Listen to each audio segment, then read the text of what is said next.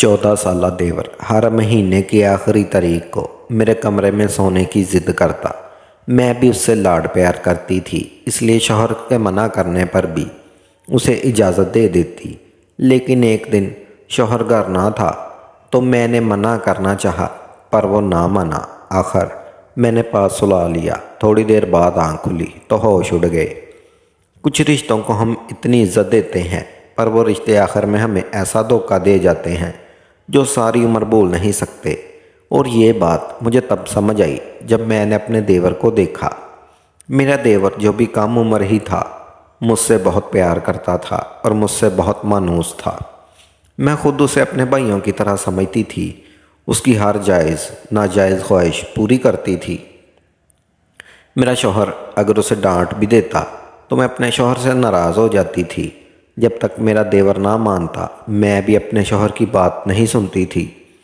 मेरा शौहर अक्सर मुझसे शिकवा करता कि तुम मुझसे ज़्यादा मेरे भाई को अहमियत देती हो, और मैं मुस्कुरा देती। मेरा देवर स्कूल जाता था।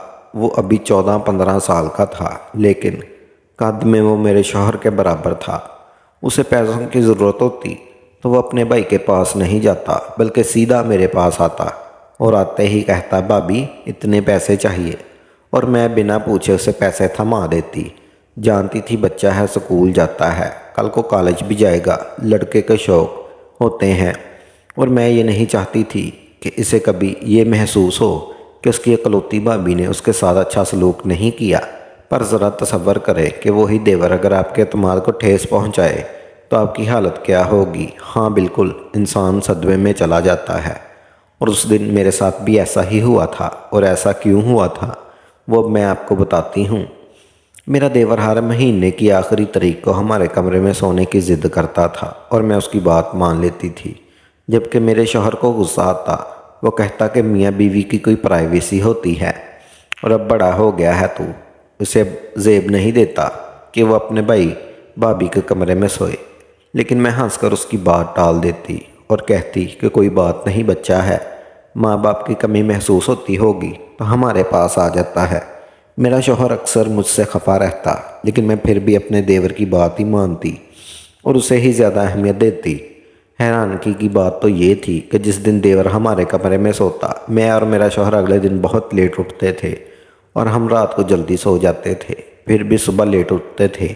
उस दिन मेरा शौहर काम के सिलसिले में दूसरे शहर गया था।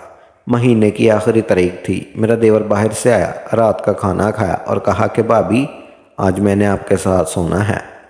आज शौहर भी घर नहीं था। मुझे मुनासिब नहीं लग रहा था कि मैं देवर के शौहर की गैर मौजूदगी में अपने पास सुलाऊं। मैंने चाय पीते देवर को देखा, पहले जैसा बच्चा नहीं रहा था। मेरे दिल में कुछ हुआ था। मैंने उसे फौरी जवाब नहीं दिया।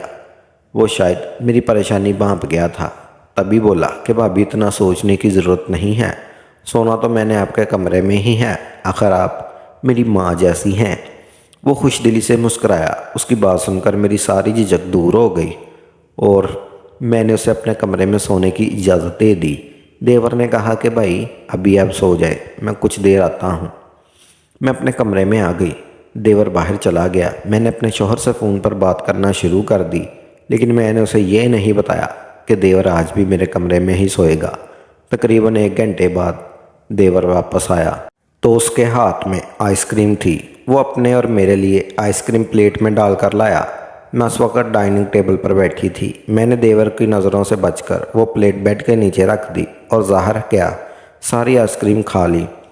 ऐसे बाद में बेड पर सो गई और देवर सोफे पर लेटा मोबाइल इस्तेमाल करता रहा। रात को अचानक अजीब सी आहट पर मेरी आँख खुल गई।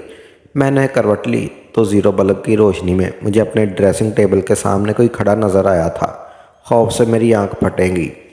इससे पहले कि मैं शोर मचाती, मैंने उसे पहचान लिया था। वो मेरा देवर था जो मेरे शौहर की वर्दी पहने खड़ा था। मेरा शौहर जेल का सुपरिटेंडेंट था और इस वक्त देवर ने शौहर का यूनिफॉर्म पहन रखा था। मैं झटके से उठ बैठी। आहट पर देवर ने पलट कर देखा तो वो भी साकत रह गया। उसे शायद मेरे जागने की फ़िक्र थी। वो गड़बड़ा गया। मैंने गुस्से से पूछा कि नबील, ये तुम क्या कर रहे हो? तुम अपने भाई का यूनिफॉर्म पहनकर कहाँ जा रहे हो? इससे पहले कि मैं मज़ीद कुछ करती, देवर ने आगे बढ़कर एक रुमाल मेरे मुंह पर रख दिया। میں نے مزاحمت کی، تھوڑی ہی دیر میں بے ہوش ہو گئی۔ جب ہوش آئی تو خود کو رسیوں سے بندھا ہوا پایا۔ میرا دیور مجھے رسیوں سے باندھ کر چلا گیا۔ مجھے اس کے آخری الفاظ یاد تھے جو اس نے مجھے بے ہوش کرتے وقت بولے تھے کہ بھابھی آپ کی وجہ سے میں اپنا پلان خراب نہیں کر سکتا۔ یہ یاد کرتے ہی میں رو پڑی۔ میرا موبائل کچھ فاصلے پر ہی پڑا تھا اور بج رہا تھا۔ میرے شوہر کا فون آ رہا تھا جبکہ میں اس قابل نہیں تھی کہ فون اٹھا سکتی۔ میں رونے میں شدت آ گئی۔ دیور نے مجھے کیسے دھوکہ دیا؟ جس بھابھی کو وہ اپنی ماں کہتا تھا اسی بھابھی کو رسیوں سے باندھ کر چلا گیا۔ صبح سے شام ہو گئی، میرا جسم اکڑ چکا تھا۔ میں نے ہاتھ کھولنے کی کوشش کی لیکن ناکام رہی۔ میرا فون مسلسل بج رہا تھا۔ ویسے میرا برا حال تھا۔ مجھے یہ خوف ستا رہا تھا کہ گھر میں کوئی نہیں تھا۔ شوہر بھی 3-4 دن کا کہہ کر گیا تھا۔ اگر وہ نہ آتا اور دیور بھی نہ آتا تو میری حالت کیا ہوتی؟ میں اسی خوف کے زیر اثر تھی کہ اچانک کمرے کا دروازہ جھٹکے سے کھلا اور میرا شوہر اندر آیا۔ اسے دیکھ کر پہلے تو مجھے یقین نہ آیا اور پھر میں رونے لگ گئی۔ وہ بھی کتنی ہی دیر مجھے حیرت سے دیکھتا رہا، پھر آگے بڑھا اور پریشانی سے پوچھا کہ تم ٹھیک ہو؟ یہ سب کس نے کیا؟ میں رات سے تمہیں فون کر رہا ہوں لیکن تم نے میرا فون نہیں اٹھایا۔ میرے شوہر نے مجھے رسیوں سے آزاد کیا اور میں اس سے لپٹ کر رونے لگی۔ اس نے پوچھا کہ یہ سب کس نے کیا؟ میں نے پوری کہانی سنا دی۔ اس کے چہرے پر پریشانی کے آثار تھے۔ میں نے بھی کبھی سوچا بھی نہیں تھا میرے ہاتھوں میں پل کر جوان ہونے والا میرا دیور مجھے ایسے دھوکہ دے گا۔ میں رو رہی تھی۔ شوہر نے میرے آنسو صاف کیے اور کہا میں آ گیا ہوں نا، اب سب ٹھیک ہو جائے گا۔ اس نے کہا کہ میں رات سے تمہیں فون کر رہا تھا پر تم نے فون نہیں اٹھایا تو مجھے واپس آنا پڑا۔ میں ڈر گیا تھا کہ خدا نہ خواستہ کہیں تمہیں کچھ ہو نہ گیا ہو۔ پھر شوہر نے مجھے جو بتایا اس نے مجھے ہلا کر ہی رکھ دیا۔ دراصل میرے شوہر کو میرے دیور کے نمبر سے ہی فون آیا تھا۔ فون کرنے والا میرا دیور نہیں تھا، کوئی اور تھا۔ اس کا کہنا تھا کہ اپنے بھائی کی عافیت چاہتے ہو اور اسے زندہ دیکھنا چاہتے ہو تو اسے کہو ہمارے راستے میں نہ آئے۔ یہ سن کر میں بھی پریشان ہو گئی۔ معاملہ الجھ چکا تھا۔ میں اپنے دیور کو غلط سمجھ رہی تھی جبکہ یہاں کہانی کچھ اور ہی تھی۔ میں نے اپنے شوہر سے کہا کہ دیور آپ کا یونیفارم پہن کر گیا ہے، سب سے پہلے تو وہ آپ کی جیل جائے اور جیل کا وزٹ کریں، وہاں دیکھیں کہ سب خیریت تو ہے نا۔ میرے شوہر نے اس بات میں سر ہلایا اور اس کے بعد وہ چلے گئے۔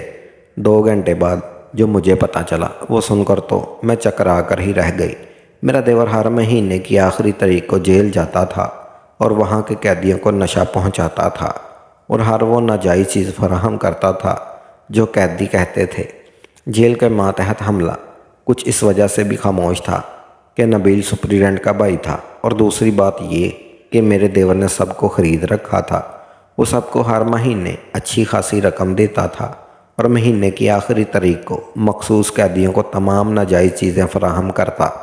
یہ خبر ہمارے لیے کسی قیامت سے کم نہ تھی، بھلا ہم نے کبھی نبیل کی ایسی تربیت کی تھی کہ وہ ایسے کام کرے؟ اور پھر میرے دیور ڈرگ سپلائی کرتا تھا تو یقیناً وہ خود بھی لیتا ہوگا۔ میری تو روح ہی فنا ہو گئی تھی۔ جس دیور کو میں نے چھوٹے بھائیوں کی طرح پالا اس نے ہماری محبت کا ناجائز فائدہ اٹھایا۔ وہ اتنے غلط کاموں میں پڑ گیا۔ یا خدا، مجھ سے یہ کہاں غلطی ہو گئی دیور کی تربیت میں جو وہ اس حد تک پہنچ گیا تھا۔ میں رونے لگی تھی۔ پھر جو شوہر نے اگلی خبر دی وہ مزید حیران کن تھی۔ جیل کے عملے نے بتایا تھا کہ پچھلی رات میرا دیور جیل گیا تو اس نے قیدی کو نشہ نہیں دیا اور نہ کوئی ناجائز چیز فراہم کی تھی، بلکہ اس نے عملے سے کہا تھا کہ آج کے بعد ان لوگوں کو کچھ فراہم نہیں کرنا۔ وہ کافی پریشان تھا اور پھر چلا گیا اور تب سے وہ غائب تھا۔ میں پریشان ہو چکی تھی۔ یہ معاملہ تو الجھتا ہی جا رہا تھا۔ سمجھ نہیں آ رہا تھا سچ کیا ہے اور جھوٹ کیا ہے۔ میرے شوہر نے کہا تم پریشان نہ ہو، میں دیکھتا ہوں۔ اس نے مجھے تسلی دی اور کہا کہ سب ٹھیک ہو جائے گا۔ مجھے اپنے دیور پر غصہ تو بہت تھا پر مجھے اس کی خیریت بھی عزیز تھی۔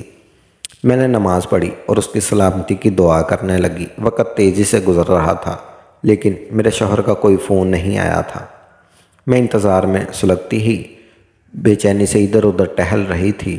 مجھے تیز بخار تھا اور یہ پوری رات اور سارا دن رسیوں سے بندھے رہنے کی وجہ سے ہوا تھا۔ میرے جسم کا جوڑ جوڑ دکھ رہا تھا۔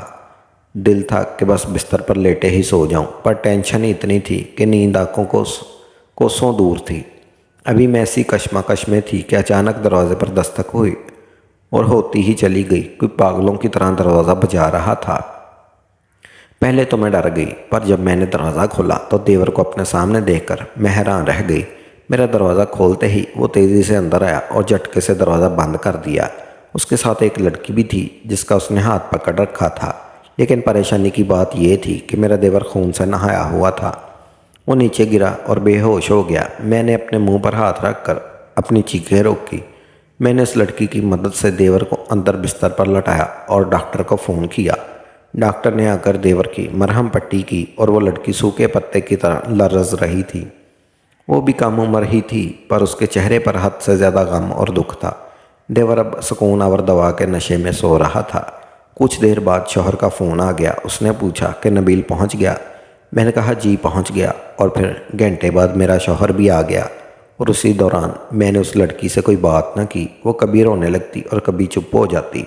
वो बार बार देवर की पेशानी को छू कर देख रही थी और छोटी सी हड्ड पर भी खौफ से कांपने लग जाती। जब शौहर घर आया तो देवर की ये हालत देखकर उसका गम और गुस्से से बुरा हाल हो गया। जब मैंने उससे शौहर से पूछा तो उसने बताया कि ये लड़की नबील के स्कूल की है, वो इसे पसंद करता था। फिर अचानक ये लड़की गायब हो गई। एक दिन मिली तो नबील ने उसे पकड़ लिया और फिर पूछा तुम कहाँ गायब हुई थी। फिर इस लड़की ने बताया कि इसे अगवा कर लिया गया था। यह ड्रग सप्लाई करने वाला गैंग था। वो लड़की को छोड़ने पर राज़ी नहीं थे। जब इन लोगों को नबील का पता चला तो उन्होंने लड़की को कैद कर लिया और नबील से कहा कि तुम जेल में मौजूद हमारे साथियों को उनकी ज़रूरत के मुताबिक चीज़ें पहुंचाओगे और बाकी कैदियों को मंशियात सप्लाई करोगे। और मेरा देवर इतना अक्लमंद नहीं था। वो हर महीने की आखिरी तारीख को मुझे और मेरे शौहर को नशावर दवा खिलाकर मेरे शौहर का यूनिफॉर्म पहनकर जेल जाता और उनका सारा काम करता। लेकिन अब वो इस काम से तंग आ चुका था। वो मासूम लोगों को नशे पर नहीं लगाना चाहता था, जबकि दूसरी जानब वो गैंग के लोग लड़की को बाहर भेजने के चक्कर में थे ताकि वो लड़की बैरून मुल्क स्मगल का काम कर सके। जब देवर को पता चला तो उसने इस गैंग का मुकाबला करने की ठान ली। सबसे पहले उसने जेल के कैदियों को सप्लाई का कोई सामान नहीं भेजा। फिर उसने प्लान बनाया, वो लड़की को इस गैंग के चंगल से निकाल लाया। फिर वो खुद ज़ख्मी हो चुका था, पर उससे पहले पुलिस को गैंग की सारी मालूमात दे दी थी। गैंग और पुलिस के बीच ज़बरदस्त किस्म का तसादम हुआ था। कुछ कांस्टेबल ज़ख्मी भी हुए।